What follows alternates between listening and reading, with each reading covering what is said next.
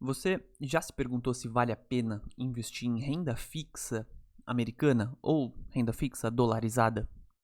Eu me perguntei isso recentemente e eu fiz um estudo sobre isso que eu dividi em quatro passos ou quatro pontos principais para a gente estudar junto.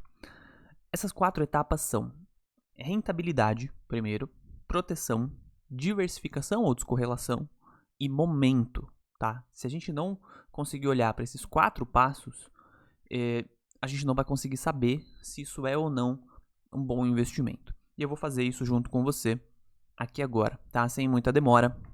Vamos lá direto ao ponto.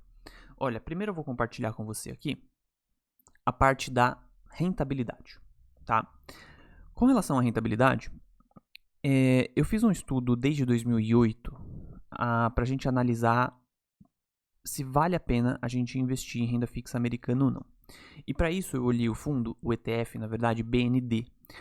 O ETF BND, ele investe... Eu vou compartilhar ele aqui com vocês primeiro, para fazer sentido, né? Senão a gente vai estar falando aqui...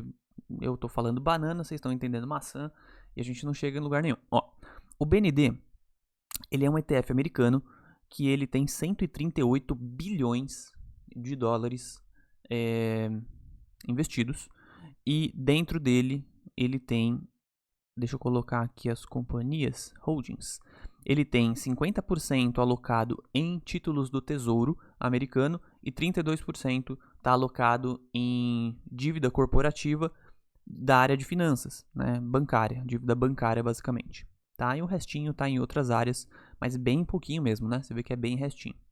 Legal, então a gente entendeu já o que é o ETF BND e ele tem assim mais de 17 mil títulos, tá? É um ETF gigantesco, passivo, então bem tranquilo.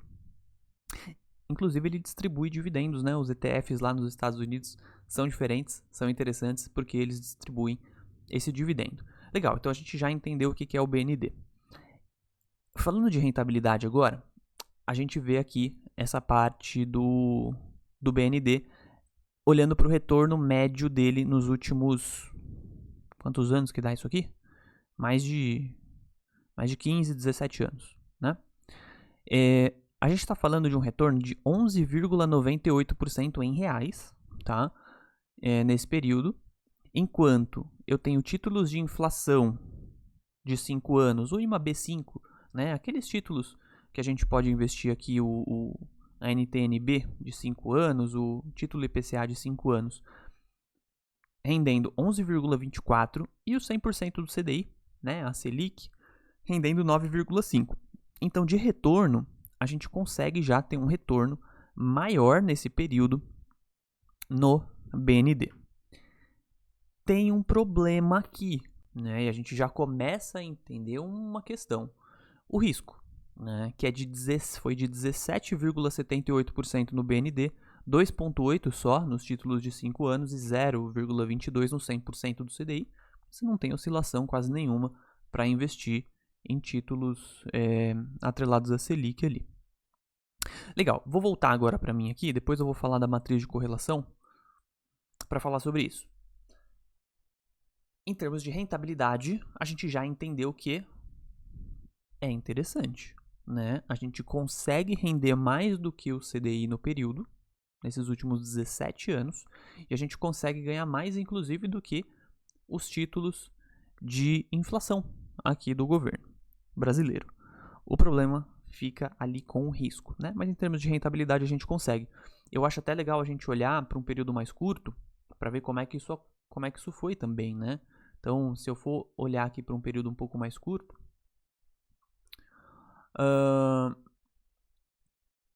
eu queria falar de uma coisa antes com vocês. Antes de falar de período mais curto, eu quero falar sobre essa questão de proteção, tá? E aí depois a gente vai olhar para um período mais curto, tá? Da história. Falando de proteção, tá? O que esse gráfico ele está mostrando aqui pra gente? Esse gráfico ele mostra o que aconteceu com o valor do real nos últimos... deixa eu tirar a propaganda aqui primeiro. Nos últimos pouco mais de 5 anos aqui, né? Então, estou pegando desde maio de 2019 até agora. Então, você vê que o real ele perdeu 25% do poder de compra dele frente ao dólar nos últimos 6 anos, praticamente, né? E aí eu já começo a entrar na segunda parte da proteção, né? Segunda parte da nossa análise, que é a proteção. Olha o que acontece com o valor de compra do real numa crise como é o Covid, por exemplo, né? Você tem aqui uma perda de poder de compra do seu dinheiro, do nosso dinheiro, né?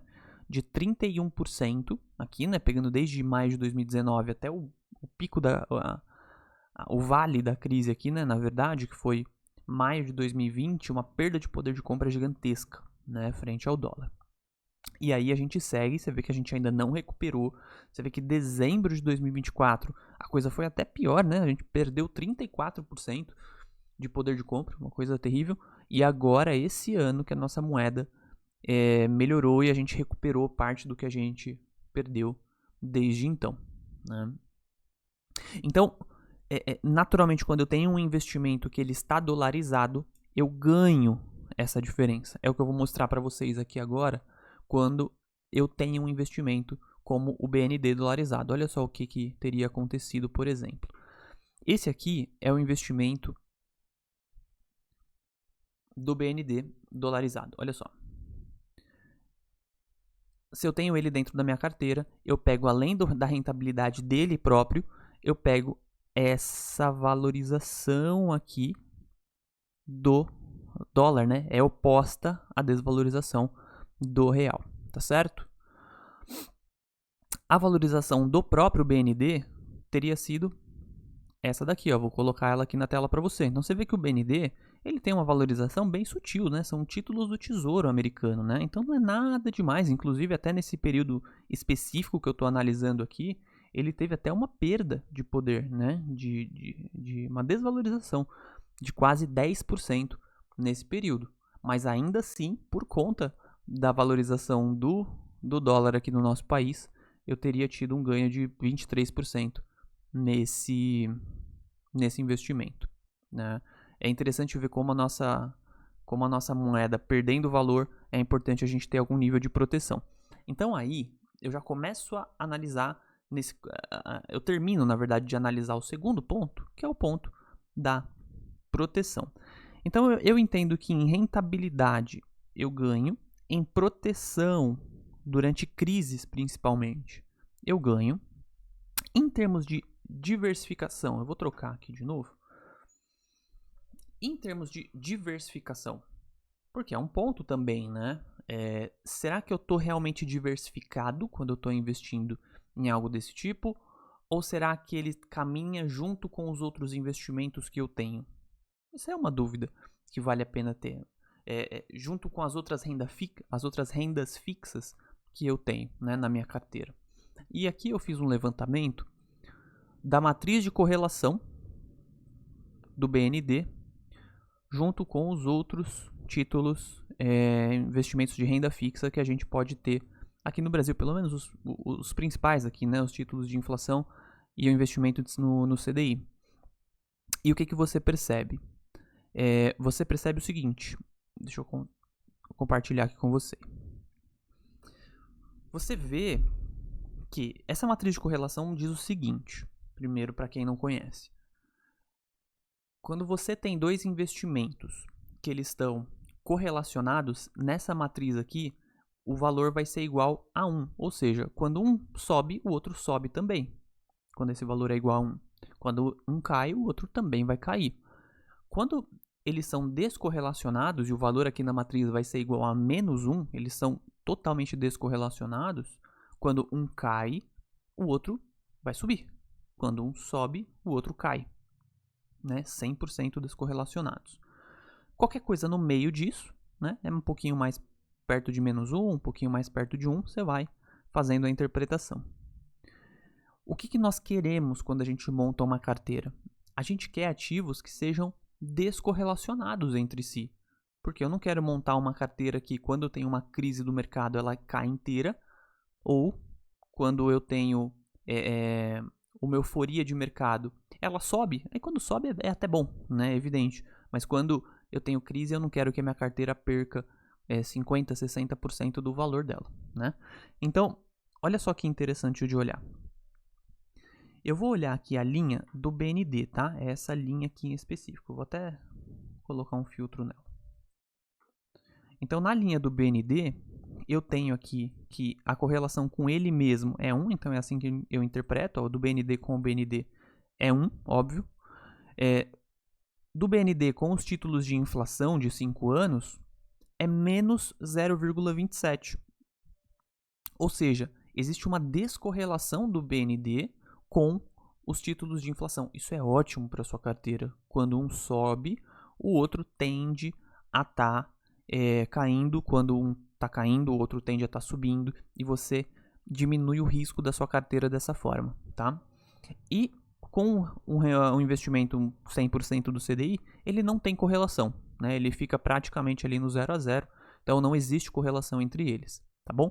Então isso é bom, né? Você está diversificando mais a sua carteira quando você faz investimentos de renda fixa brasileira e de renda fixa americana, por exemplo, tá? Então, em termos de diversificação, olhando para o terceiro ponto, a gente resolve também fazendo um investimento em renda fixa americana a princípio, né? Que é o que a gente está analisando. Mas agora existe um outro ponto, um terceiro ponto, um quarto ponto, aliás, que é o ponto do momento, né? Eu vou até escrever aqui, porque talvez você já tenha esquecido os pontos que eu falei aqui. Então, o primeiro ponto que eu falei foi o ponto da rentabilidade. Ponto da rentabilidade, então a gente já viu que supera, desde 2008, a gente supera a rentabilidade da renda fixa brasileira. Em termos de proteção, eu vejo que eu tenho proteção nos momentos de crise, quando eu invisto em ativos dolarizados, em específico, não necessariamente renda fixa, mas em ativos dolarizados. Diversificação,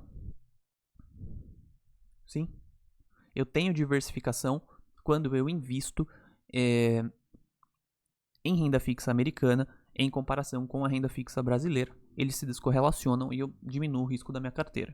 O último ponto que eu tenho que analisar é o ponto do momento. É interessante eu saber se eu estou fazendo um investimento que tende a caminhar bem nos próximos meses ou anos, né? Tem gente que vai chamar isso de market timing, né? Que vai falar assim, olha, você não tem que olhar muito pro timing do mercado, você tem que investir e deixar a coisa andar, né? Mas ninguém gosta de perder dinheiro, né? Você não vai colocar o seu dinheiro em algo que você sente que vai cair, que vai perder dinheiro, que vai, né, ter uma catástrofe. Se você sabe que o seu amigo é um gastão, você não vai dar dinheiro para ele, você não vai emprestar o dinheiro para ele. Talvez você até dê, mas emprestar você não vai, né? Então são coisas meio óbvias assim, que precisam ser ditas também, senão a gente também joga no extremo, né? Você não precisa ser 8 ou 80, você não precisa só escolher as suas ações ou delegar tudo de maneira automática, né? Você pode fazer um meio termo. E esse meio termo diz a respeito do momento. Então, olha só. A gente tem aqui um gráfico, e nesse gráfico aqui, ele mostra o que acontece com os títulos de prefixados, nos títulos prefixados brasileiros, tá? Isso aqui é Brasil, em comparação com o aumento ou a diminuição da taxa Selic ao longo do tempo. Então esse gráfico ele pega desde 2005 e ele vai até o meio de 2024 ali, e ele mostra que sempre que a taxa Selic, eu vou pegar o meu mouse aqui que talvez dê para ver melhor. Ele mostra que sempre que a taxa Selic ela cai, os títulos prefixados do governo, eles sobem de preço. E sempre que a taxa Selic ela cai, o valor, ela sobe, perdão, o valor o preço dos títulos, eles caem, né? Então você repara isso acontecendo aqui, basicamente o tempo todo, né? Então taxa Selic aqui caindo, preço dos títulos subindo. Taxa Selic aqui, ó, perto de onde a gente está agora, entre 2020 e 2022, subindo, preço dos títulos caindo. Então é sempre essa coisa inversa, né? A gente chama isso de marcação a mercado, tá certo? Qual que é o momento que a gente está agora? Isso está acontecendo tanto nos Estados Unidos quanto no Brasil, e eu já vou mostrar um gráfico aqui dos Estados Unidos. A gente está no momento agora onde as taxas de juros estão bem altas, mais altas do que elas costumam estar normalmente. Isso faz com que o preço dos ativos esteja lá embaixo, né? O preço dos títulos de renda fixa estejam lá embaixo, bem desvalorizados. Inclusive é por isso que você viu no gráfico que eu te mostrei aqui antes, o BND perdendo dinheiro, né? Aqui, ó. O BND, deixa eu limpar um pouco esse gráfico. É por isso que o BND perde. O BND tá aqui, deixa eu limpar esse. Ok, tá limpo. Deixa eu limpar o dólar aqui também. Legal. Então você vê aqui o BND, ó, perdendo 9,81% ao longo desse período aqui, desde 2019, justamente por conta desse aumento das taxas de juros nos Estados Unidos que fez com que ele perdesse esse valor aqui. Agora, o oposto acontece quando as taxas de juros elas caem, tá certo? Então vamos voltar lá para aqueles gráficos. Olha o que tem acontecido nos Estados Unidos. A dinâmica é a mesma, tá? A única diferença deles pra gente é que lá a taxa de juros é mais estável, né? Então você vê que, por exemplo, a taxa de juros aqui é o vermelho, né? Então a taxa sobe, se fica lá em cima, aí ela cai, aqui em 2008 ela caiu bastante por conta da crise, ela caiu e os títulos públicos, o valor dos títulos públicos subiram. Aí aqui você tem uma estabilidade bem baixa, né, da taxa Selic deles lá, vamos chamar assim, enquanto aqui quando subiu de novo a taxa lá perto de 2017, 2018, você teve aqui uma queda do valor dos títulos, né? E assim vai indo o tempo todo. O que acontece agora é que essa taxa está bastante alta, né? Aqui na casa dos... quando eu peguei esse gráfico aqui, estava em torno de 5,5, agora já está mais baixo. Quando essa taxa começa a cair, a tendência é que o valor desses títulos comecem a subir e quem está investido comece naturalmente a ter ganhos com esses investimentos, assim como aconteceria no Brasil se as taxas de juros começassem a cair também. Agora você pode perguntar, Guilherme, mas qual que é por que essas taxas de juros cairiam, né? E aí você tem algumas previsões de JP Morgan, por exemplo, que é um grande banco americano, prevendo que o Fed deve cortar as taxas pelo menos 4 vezes em 2025. Você tem o Goldman Sachs também prevendo que o Fed deve cortar as taxas 3 vezes em 2025 e mais 2 em 2026, tá? Atualizado aqui em 13 de agosto. Então, existe uma previsão das grandes instituições americanas e de grandes economistas americanos de que essa taxa de juros deve ser cortada em breve, tá bem? E isso possivelmente faria com que os títulos americanos subissem de valor, e é isso que a gente consegue ver, por exemplo, nessa projeção aqui que eu pedi para a inteligência artificial fazer para a gente. Né? É o que aconteceria com o valor aqui dos títulos e da taxa de juros, tá certo? Então, é isso que eu quero dizer para você com relação a momento para se fazer algum tipo de investimento. Mas nem todo, e aí eu venho com o quinto ponto que aqui veio da minha cabeça agora, para ser muito honesto com você, porque eu não tinha colocado aqui na minha lista, que é o ponto da volatilidade, risco, né, desse tipo de investimento. E realmente é risco, né, porque você não tem o risco do seu dinheiro sumir, você não está fazendo nenhum tipo de investimento para um agiota, você não está fazendo nenhum investimento que o seu dinheiro vai virar pó, por exemplo. Né? O risco que você tem nesse tipo de investimento é o risco do balanço, né, de ter é um valor num dia, no outro tem um pouquinho menos, no outro tem um pouco mais, por conta dessa oscilação, principalmente do quê? Do câmbio, né? Essa é a maior variação que você tem. Se eu compartilhar de novo a tela com você, o que a gente consegue perceber? A gente consegue perceber que desde 2019, né, desde 2019, o BND aqui, que é o fundo, o ETF, né, puro e simples aqui, em dólar, ele tem variações pequenas de valor, né? No gráfico parecem grandes, mas são pequenas, porque você vê que aqui, ó, no pico ele teve 9% de ganho, julho de 2020. Aí aqui no pico da perda ele teve 16% de perda, mas isso em outubro de 2023, né? A gente está falando de um prazo relativamente alongado, né? E com um movimento grande da taxa de juros.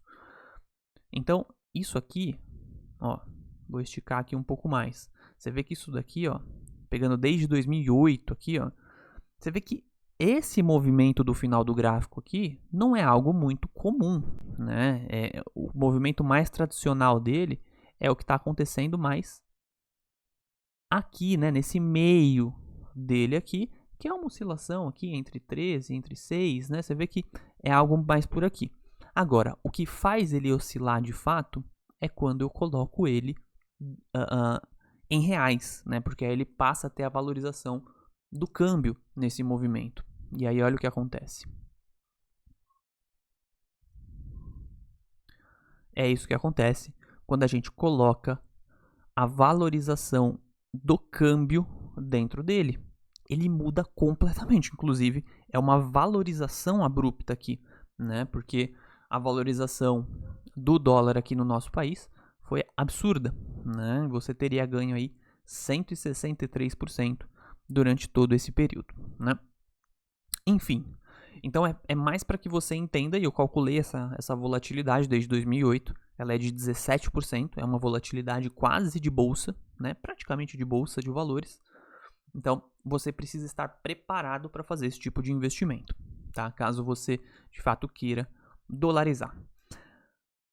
Se você quiser ver mais investimentos desse tipo, eu quero pedir que você se inscreva no canal, porque com certeza eu vou fazer mais postagens desse tipo. Dê um like também nesse vídeo.